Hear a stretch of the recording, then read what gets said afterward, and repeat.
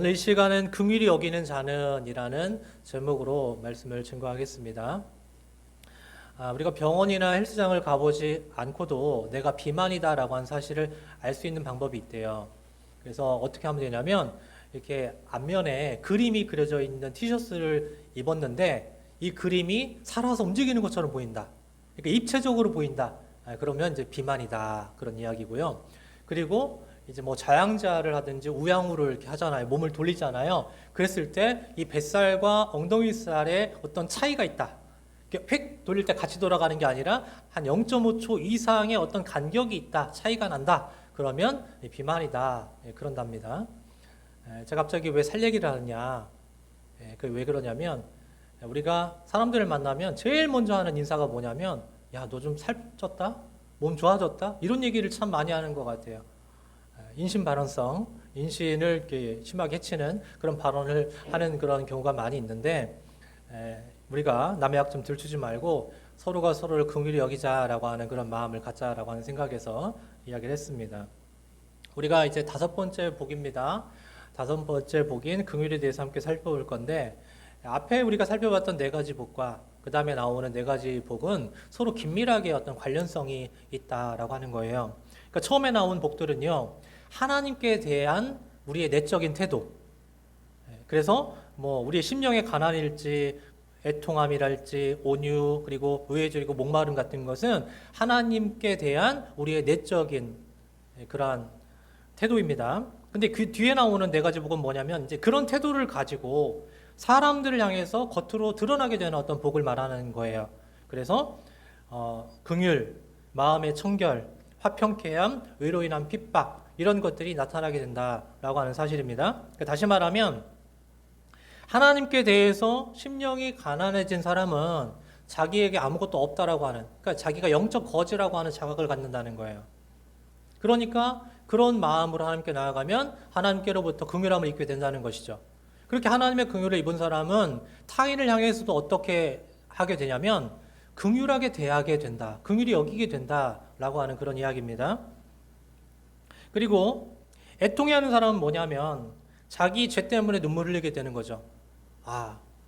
나는 정말 나의 죄 때문에 죽을 수밖에 없는 사람이구나. 자기 죄에 대한 애통함이 있다라고 하는 거예요. 그렇게 눈물 흘리게 되는 사람은 어떻게 합니까? 마음의 청결함, 마음의 깨끗함을 입게 된다라고 하는 거예요. 그래서 아무 욕심이나 속셈 없이 하나님만을 바라다 볼 수 있게 된다라고 하는 것이고요. 그리고 온유한 자는 사람 사이에서 화평함을 누릴 수 있게 만들어준다. 그러니까 온유한 자기 때문에 그게 가능한 거죠.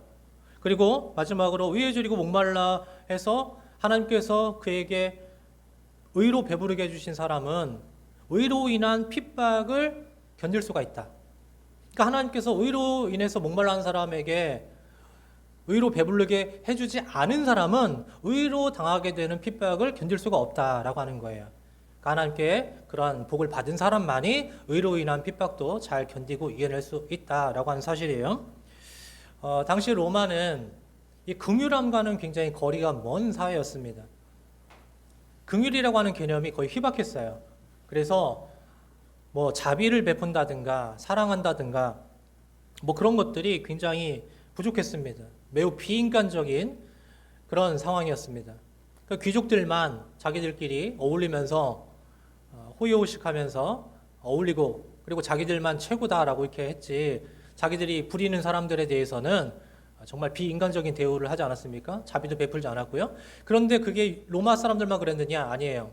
그 당시에 유대 사람들도 사실을 보면은 거의 비슷했다라고 하는 거 차이가 없습니다. 굉장히 이기적이고 자기들만 알고 그리고 다른 사람 비난하기를 좋아했다라고 하는 거예요. 그러니까 여러분 그런 사회 속에서 굉장히 비인간적이고 그리고 자비가 없는 그런 세상 속에서 예수님께서 말씀하신 이 복, 즉 긍휼히 여기는 자가 복이 있다라고 하는 이 말씀은 얼마나 파격적이며 또 신선하게 들렸겠습니까? 자, 그렇다면 예수님께서 말씀하신 이 긍휼이라고 하는 게 무엇이고 또 우리가 이 긍휼을 실천하기 위해서는 무엇을 어떻게 해야 되는가 이것을 오늘 말씀을 통해서 함께 살펴보고자 하는 것입니다. 자, 먼저 긍휼이라는 말의 원어는 헤세드라고 합니다. 히브리어 원어가 헤세드인데 그러니까 이거를 우리가 보통 그냥 자비라고 이렇게 알고 있어요. 자비. 근데 이 긍휼이라고 하는 이 헤세드라고 하는 말을 사실 우리나라의 말로 분명하게 번역하기가 좀 애매모호한 감이 없지 않아 있습니다. 딱 부러지게 딱 이렇게 말하기가 참 쉽지가 않은데 아마도 이런 느낌이라고 하면 거의 맞을 것 같아요. 제가 여기 적어놨는데 이런 거죠. 우리가 다른 사람의 마음속에 들어가서 그 사람의 처지로 생각하고 그 사람의 느낌으로 느끼고 그 사람과 같은 심정으로 세상을 바라다보는, 그렇게 진심을 다해서 그 사람과 공감하면서 그 사람을 이해하려고 하고 또 필요를 채워주려고 하는 것, 그것이 바로 긍휼이다. 이렇게 이해하면 맞지 않을까 하는 생각이 들어요. 자, 그러면 물어볼게요. 여러분은 이러한 마음으로 긍휼을 베풀고 계신가요?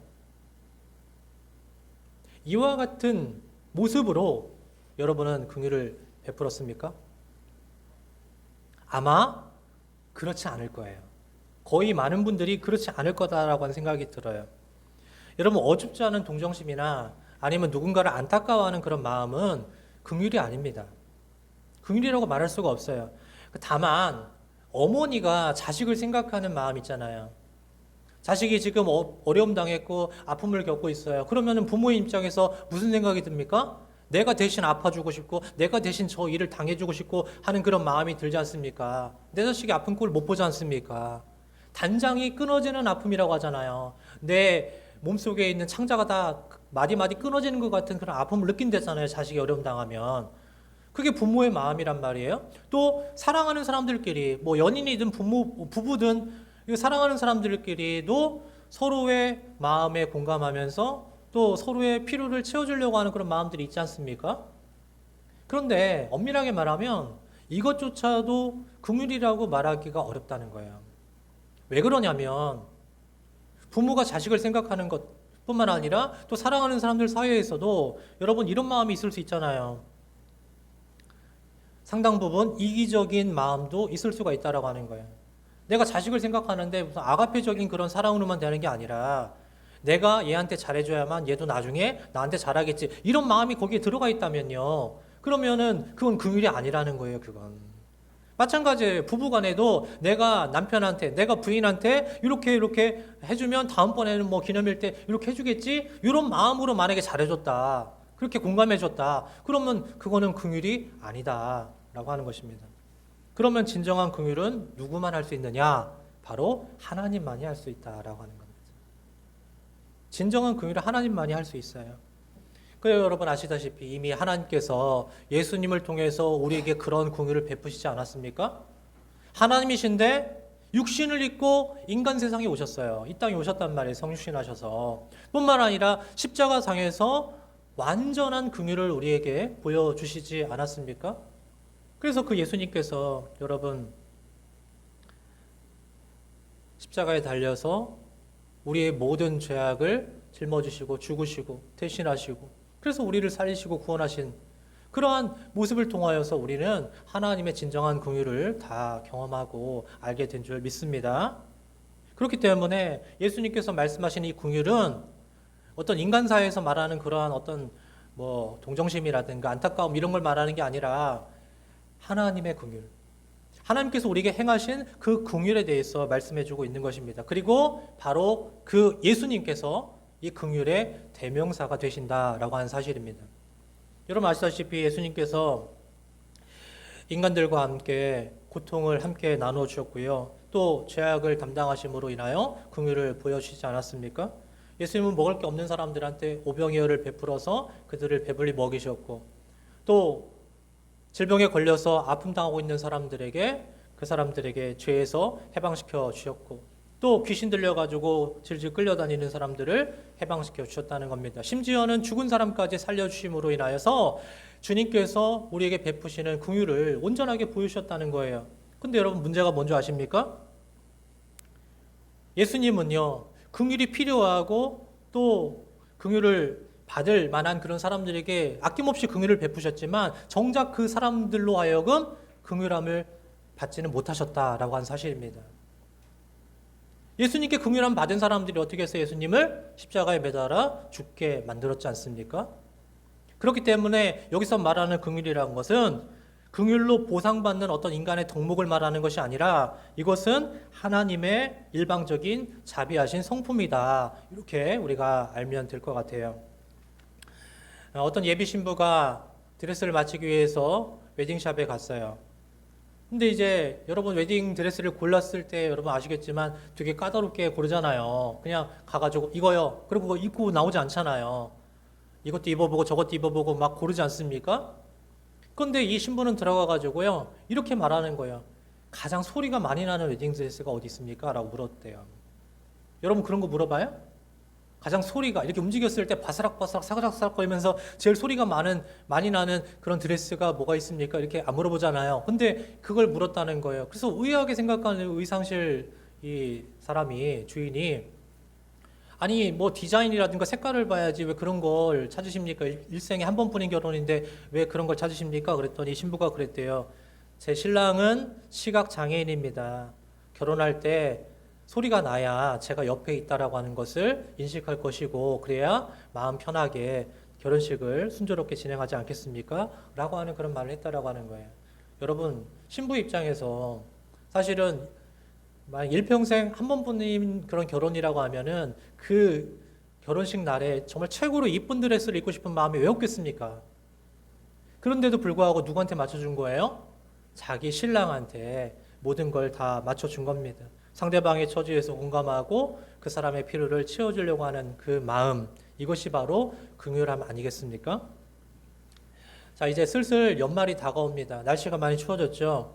그러면 사람들이 무슨 생각을 하냐면 그 사회적 약자들을 찾아가서 그들을 도와야 되겠다라고 하는 생각을 해요. 평상시에는 그런 생각 잘 안 하고 살아가다가 연말 되면은 이제 슬슬 그런 생각들을 합니다. 좋습니다. 그렇게 찾아가고 돕고 기부하고 뭔가 하는 거 환영합니다. 잘하는 거예요. 그런데 어떤 사람은 그러죠. 보육원 같은 데에 물품 같은 거 잔뜩 싸가지고 가고 그거 쌓아놓은 다음에 거기에서 막 사람들과 함께 플랜카드 걸어놓고 기념사진 딱 받고 오는 사람들 있잖아요. 그건 하지 말라는 거예요. 그거는. 어려운 단체에 찾아가서 뭐 기부를 하든 아니면 봉사를 하든 뭘 하든 그렇게 하는 거 좋다고요. 그런데 가가지고 나 왔다 감 하는 것을 뭔가 보여주기 위한 그런 흔적을 남기지 말라라고 하는 것입니다. 그거는 긍휼하게 여기는 게 아니에요. 아까도 말했죠. 자기의 어떤 속셈을 가지고 하는 것은 긍휼히 여기는 것이 아니다라고. 이기적인 것을 드러내는 것은 긍휼함이 아니라고 말했지 않습니까? 그런 거 하지 말라는 것입니다. 긍휼이란 것은 궁핍한 사람들의 필요를 단순히 느끼기만 하는 게 아니라 그 필요까지도 채워줄 수 있는 거예요. 거기까지 나아가야 됩니다. 그러나 우리가 물론 하나님께서 우리를 긍휼하게 여기시는 것 같은 동일한 긍휼을 우리가 베풀 수는 없어요. 아까도 이야기했잖아요. 긍휼은 하나님만이 베푸실 수 있는 거라고. 그러니까 우리가 그 똑같은 걸 못해요. 하지만 이건 알아야 돼요. 우리가 남에게 긍휼함을 베푼다, 긍휼을 베푼다라고 했을 때 그건 어디서부터 오는 거냐? 하나님께로부터 오는 긍휼을 통하여서 내가 다른 사람들에게 그렇게 할 수 있다라고 하는 걸 알고 하는 거예요.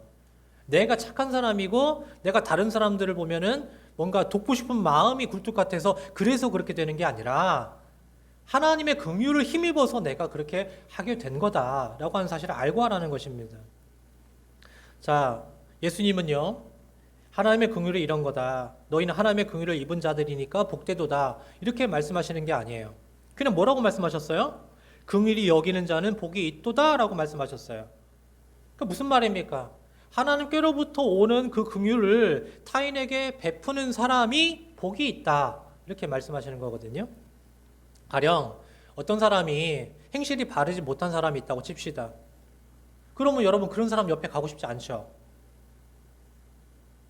피하고 싶잖아요. 거리를 두고 싶고. 그런데 만약에 내가 하나님으로부터 오는 긍휼 때문에 죄사함도 받았고 구원받은 사람이다라고 한다면 그러면 여러분 그럼에도 불구하고 어떻게 됩니까? 우리는 그 깊이 대상자를 찾아가서 긍휼함을 베풀 수 있어야 된다라고 하는 거예요. 왜? 하나님께로부터 받은 그 긍휼로 인하여서 내가 긍휼함을 베풀 수 있기 때문에 그렇죠. 또 여러분 만약에 어떤 사람이 최근에 화를 너무 잘 내요. 여러분 주변에 있는 사람들 중에서 갑자기 화를 많이 내는 사람이 있을 수 있어요. 그러면 저 인간 왜 그래? 미쳤나 봐. 이게 아니라 어떤 생각을 해야 된다는 거예요. 요즘에 저 사람이 뭔가 근심이 있고 고통이 있고 어떤 문제가 있어서 그런가 보다 하고 이해해주는 마음이 있어야 된다라고 하는 거 아니겠습니까? 또 어떤 사람을 대하는 태도가 좀 이상한 사람이 있다라고 하면 아, 저 사람이 뭔가 오해가 있어가지고 저러나 보다라고 하는 그런 마음, 이런 것들이 있어야 된다는 거예요. 여러분, 프랑스 속담에 모든 것을 아는 것이 모든 것을 용서하는 것이다 라고 하는 게 있는데, 그러니까 모든 것을 알려면 어떻게 해야 되느냐, 먼저 상대방의 마음속에 들어가 보려는 노력이 필요하다라고 하는 거예요. 여러분 보세요. 제가 여러분을 알길 원하는 마음이 있고 여러분도 저를 알려고 하는 마음이 있으면 그냥 겉에서만 맴돌아서는 알 수가 없습니다. 그렇지 않습니까? 그 사람과 만나고 그 사람과 대화하고 그 사람과 친밀하게 하고 그 사람 무슨 생각일까 하는 것들도 생각해 보고 어떤 사귐이 있어야 그래 여러분 알게 되는 거 아니겠습니까? 마찬가지라고 하는 거예요.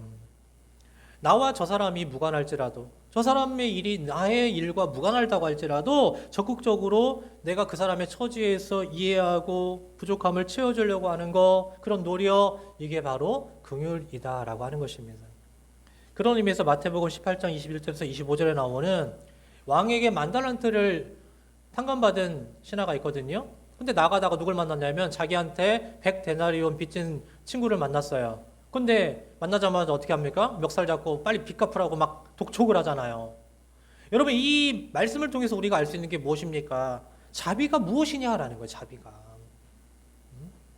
여러분, 인간의 자비는 하나님께 받은 자비에 대한 응답인 줄 믿습니다. 그러니까 하나님께서 나에게 자비를 베풀어 주셨기 때문에 내가 다른 사람들에게도 자비를 베풀 수가 있는 거예요. 그러니 여러분 잘 기억하세요. 내가 하나님으로부터 긍휼함을 입고 하나님으로부터 자비를 받은 일이 있다면, 그런 은혜를 입었다면 여러분도 당연히 다른 사람을 긍휼히 여기고 자비로 대해야 된다는 것입니다. 그렇게 안 하는 사람들은 욕을 먹는 거예요. 여러분, 우리가 이 만달란트를 탕감받은 신하를 욕하는 이유가 무엇입니까? 아니, 지는 큰 빚을 탕감받았으면서 겨우 100달러온 빚진 사람을 멱살 붙들면서 빚독촉하면서 난리야? 그러면서 욕하잖아요. 그런 처지가 된다는 거예요. 여러분, 긍휼은 함께 느끼고 베풀고 필요를 채워주려고 하는 노력입니다. 그래서 우리가 긍휼을 실천하려면요, 내가 양보해야 되고 손해봐야 되고 퍼줘야 돼요. 그런 모습이 나타나야 돼요. 그러니까 아낌없이 주는 것이 긍휼의 출발점이 된다라고 하는 것입니다. 여러분, 누군가에게 나눠준다라고 하는 것, 상대방의 필요를 채워준다라고 하는 것, 이것이 굉장히 중요해요. 자, 지금까지 물질적이고 또 어떤 육신적인 이야기를 많이 했지만 사실 진짜 긍휼이 필요한 부분이 무엇이냐? 바로 우리 정신적, 영적인 부분이다라고 하는 것입니다. 그래서 예수님께서 긍휼을 원하고 제사를 원치 않는다라고 말씀하셨을 때 예수님께서 정말 제사하지 마라, 예배드리지 마라 그렇게 말한 게 아니라 무엇을 말씀하시는 거예요? 정말 중요한 것은 사람의 중심, 즉 그 사람의 영이 중요하다라고 하는 걸 말씀하신 거 아니겠습니까? 그러니까 그 사람에게 진짜 필요한 건 뭐냐? 죄사함 받는 거예요. 그 사람이 영적 구원을 받는 것입니다. 근데 사람들은 어떻게 생각합니까? 그렇게 생각하지 않는 것 같아요. 영적 구원의 문제에 대해서 사람들이 그걸 굉장히 중요한 문제로 인식한다면 지금 교회에 사람들이 미어 터져야 돼요. 근데 그렇지 않잖아요. 먹고 사는 거, 잘 사는 거, 누리는 거, 이런 것만 생각하며 살아가지 않습니까? 그러니까 영적 구원에 대한 생각을 사람들이 중요하게 여기지 않는 거예요. 그래서 여러분, 긍휼이라고 하는 것은 단지 눈에 보여지는 무언가가 아니라 사람들이 그렇게 보지 못하고 느끼지 못하는 그런 어떤 부분들까지도 채워줄 수 있는 것이 긍휼이다라고 하는 겁니다. 그래서 여러분, 예수님께서 그런 것을 통해서 이 땅에 오셔서 사람들에게 알려주시고 가르쳐주시고 하신 거 아니겠어요? 저희 집 베란다에서 갑자기 붕붕 웅웅 거리는 소리가 막 나더라고요. 깜짝 놀래가지고 가보니까 방충망에 말벌 한 마리가 딱 걸렸는데 이놈이 이제 바깥으로 어떻게 들어왔는지 모르겠어요. 빠져나가지 못하고 방충망에서 막 그냥 날개 타면서 큰 소리를 내고 있는 거예요. 얼마나 큰지 너무 겁이 나잖아요. 무섭잖아요. 이거 쏘이면 안 되니까. 그래갖고 슬그머니 이렇게 밑으로 이렇게 슬그머니 가서 방충망을 살짝 열어줬어요. 그걸로 나가라고.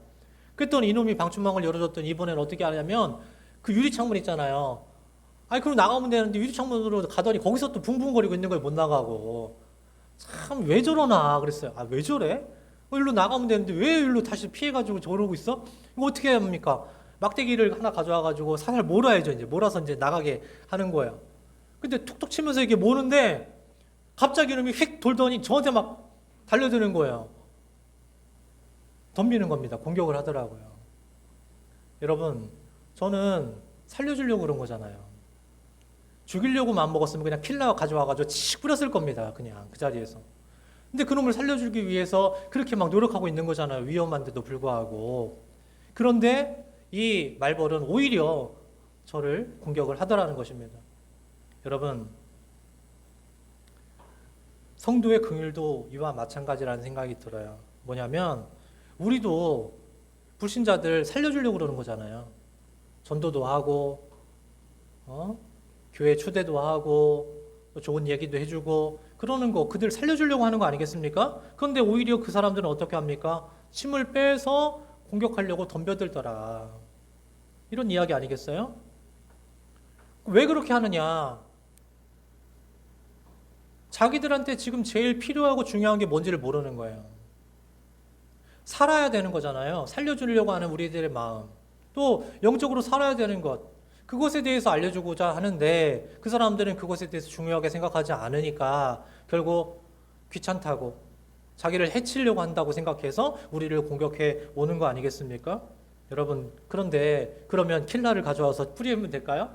너 나한테 공격했어? 침을 감히 나한테 뽑아서 덤벼? 안 되겠네? 킬러 가져와서 뿌려야지? 이러면 되나요? 아니라는 거예요. 그럼에도 불구하고 성도라면 그런 사람들에게도 끝까지 긍휼을 베풀어야 된다라고 한 사실입니다. 그래서 그들을 살리는 영적 필요를 채워주어야 된다. 이게 성도가 베풀 진정한 긍휼임을 여러분 기억하시길 바랍니다. 자, 그러면 긍휼을 베푸는 자에게 돌아오는 상이 뭐냐? 자, 오늘 말씀을 보니까요. 우리가 긍휼 받은 사람들로서 긍휼을 실천하면 어떻게 되냐? 다시 하나님께 긍휼함 받게 된다라고 말씀합니다. 그죠? 우리는 하나님께 긍휼함 받은 사람들이에요. 그래서 그걸 힘입어서 이제 다른 사람들에게 긍휼을 베풉니다. 그랬더니 어떻게 되느냐? 하나님께서 다시금 우리에게 긍휼을 베푸시더라. 그런데 여러분 이걸 생각해 보세요. 이제 좀 있으면 눈이 오겠지만 눈을 뭉쳐가지고 이걸 굴려요 막. 그러면 이 눈덩이가 어떻게 됩니까? 점점 커지겠죠. 그런 거예요. 우리는 작은 긍휼의 실천을 했을 뿐이지만 그런데 이게 돌아서 나에게 다시 긍휼로 올 때는 어떻게 된다는 거예요? 이따만한 눈덩이가 돼가지고 다시 돌아오게 된다라고 하는 거예요. 그런 복을 우리가 받게 된다라고 하는 것을 말하는 거예요. 다시 말하면 긍휼의 풍성함을 입게 된다라고 하는 것입니다. 여러분, 우리는 한 알의 긍휼로 30배, 60배, 100배의 긍휼을 얻는 것과 같은 큰 복을 받게 됨을 믿습니다. 그것이 바로 긍휼의 은혜의 법칙이에요. 작은 걸 실천했을 뿐인데 우리는 정말 수십 배, 수백 배 되는 것으로 다시 긍휼함을 받게 된다라고 하는 것이죠. 자, 그런데 이 긍휼함이 없으면 어떤 참사가 일어나느냐? 어떤 주점을 운영하는 여자분의 이야기인데 이분이 이 주점을 차리기 전에는요 교회도 다녔고요 교회에서 권사라고 하는 직분도 갖고 열심히 신앙생활했던 분이었답니다. 그래서 그 신앙생활 열심히 하니까 목사님이 이분을 갖다가 교회 재정을 맡겼던 거예요. 회계를 맡긴 겁니다. 그런데 그때부터 이제 트러블이 생기기 시작한 겁니다. 이분이 이제 그 교회 재정을 이렇게 보면서 보니까 지출 부분 있잖아요. 이 지출되는 부분들을 딱 보니까 뭔가 안 맞는 부분도 있고 뭔가 좀 애매모호한 것들도 있었던 것 같아요. 그러니까 목사님한테 매번 그걸 따져 물은 거죠. 이거 뭐예요? 이거 왜 이렇습니까? 뭐 그렇게 하는데 목사님도 뭔가 이유가 있었겠죠. 뭐 그걸 설마 뭐 횡령했거나 자기가 뭐 썼거나 뭐 그렇게까지는 안 했을 것 같은데 뭔가 뭐 지출을 했는데 까먹었다거나 아니면 영수증을 뭐 안 가져왔다거나 뭐 그랬겠죠. 근데 어쨌든 그게 트러블이 돼가지고 매주마다 그렇게 서로 이 재정 문제를 가지고 옥신각신한 거예요. 근데 이게 갈등의 골이 점점 커진 겁니다. 근데 목사님이 생각을 했어요. 야, 내가 이것 때문에 이렇게 힘들고 어렵고 정말 목회하는 게 이게 맞나? 음? 내가 목회 안 하면 설마 굶어 죽게 하겠냐? 이제 이런 생각까지 하게 된 거예요. 가다 너무 힘드니까. 그래갖고 이 목사님이 사임을 하고 나가서 택시기사가 됐다. 뭐 그런 얘기입니다. 그런데 이 권사님 그러면 자기라도 남아서 열심히 교회 다녀야 되잖아요. 그죠?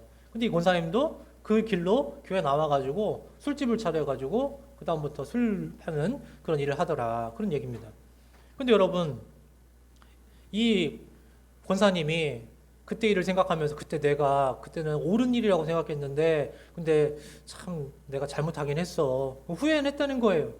그런데 후회는 하지만 하나님께 나와서 회개하면서 하나님 그때 잘못했습니다. 그때 좀 더 여유롭게 좀 너그러운 마음으로 그렇게 함께 했으면 좋았을 텐데 제가 너무 딱딱하게 굴어가지고 이렇게 됐습니다. 하면서 회개하면서 이렇게 나오면 좋았을 건데 그렇게 못한 것에 대해서 회개를 안 했다는 거예요. 여러분, 긍휼한 마음 없이 사람을 대하면 어떻게 될까요? 이런 사단이 납니다. 우리 모두 다 마찬가지고 저도 마찬가지고 우리는 누구나 부족하고 연약하고 실수하고 잘못을 합니다. 그런데 우리가 그 사람을 대할 때 뭐 사람이 저래 이상한 사람이네 그러면서 그 사람에게 긍휼함을 베푸지 않는다면 그 사람을 정죄하기만 한다면 그러면 그 관계가 어떻게 갈 수 있겠으며 그리고 어떻게 서로 사랑으로 한 몸이 되는 공동체가 될 수 있겠습니까? 결국은 긍휼을 베풀지 못한 것에 대해서 이렇게 단절이 오고 어려움이 오고 그리고 전혀 생각지도 않았던 그런 일들이 일어나게 된다라고 하는 사실이에요. 여러분 보실 때 저도 많이 부족한 사람일 거예요. 그런데 그래도 긍휼하게 봐주시길 바랍니다. 우리 그리스도인들은 긍휼하게 볼 수 있는 그런 마음이 필요합니다. 하나님의 긍휼이 아니면 우리는 단 1분 1초도 제대로 살아갈 수가 없어요. 아무리 자기가 잘났다 잘난 척하고 자기가 아무리 뭐 세상에서는 뭐가 되는 것처럼 그렇게 살아도요 하나님께서 긍휼을 베풀지 않으시면 그 사람은 제대로 살아갈 수가 없다라고 하는 것입니다. 자, 우리가 지금까지 예수님께서 말씀하신 긍휼에 대해서 함께 살펴봤는데 근데 마지막으로 제가 두 가지 당부를 좀 하려고 해요.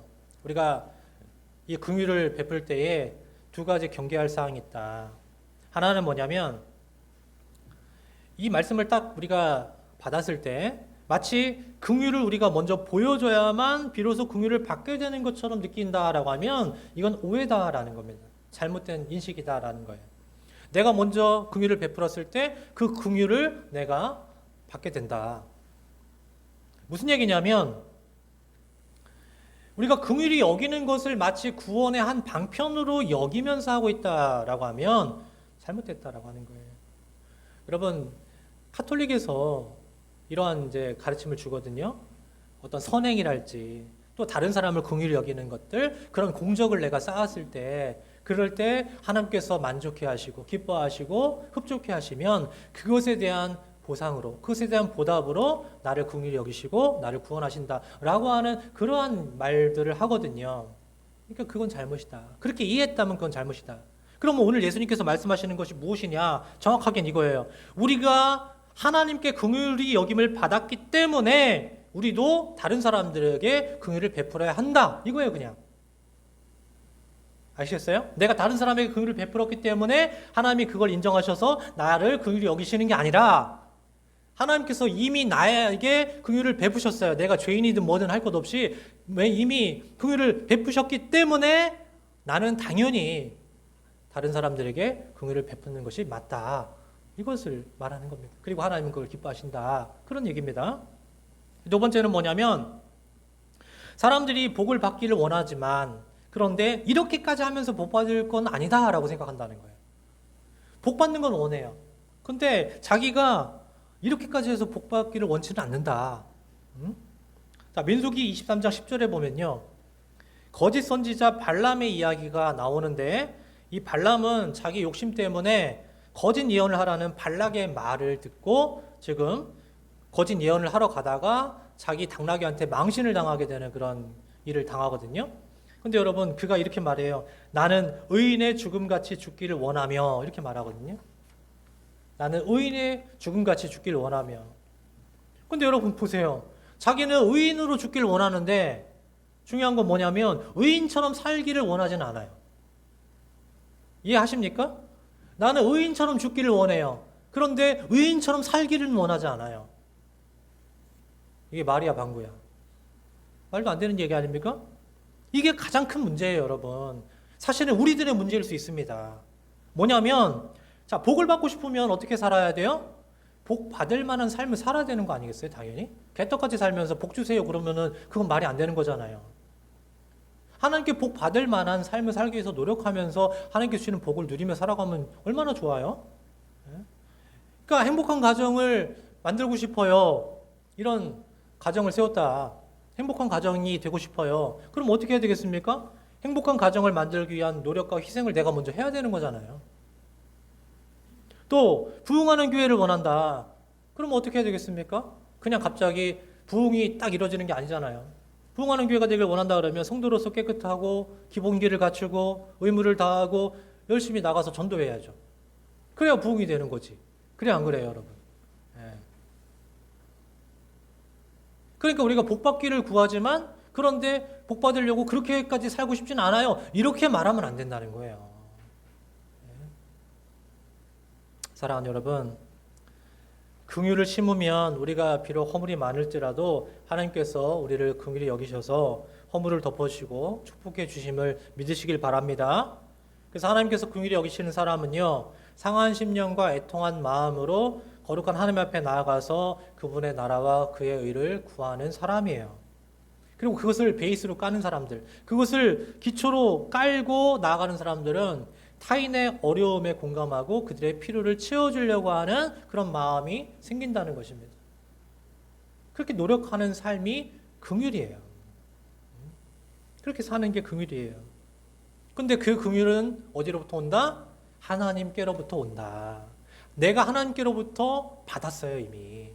그 하나님께로부터 받은 그 긍휼을 우리는 그저 흘려보내기만 하는 겁니다.